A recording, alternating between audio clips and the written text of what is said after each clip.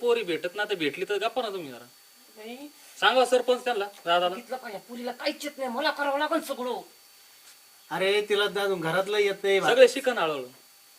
हो. नाही तर मग आत्ताच बायको माहिती आहे ना? गेला, एवढ नाहीत तिच्या घरच्यांची हिला. ते 4 बोट दाखवत 4 एकर.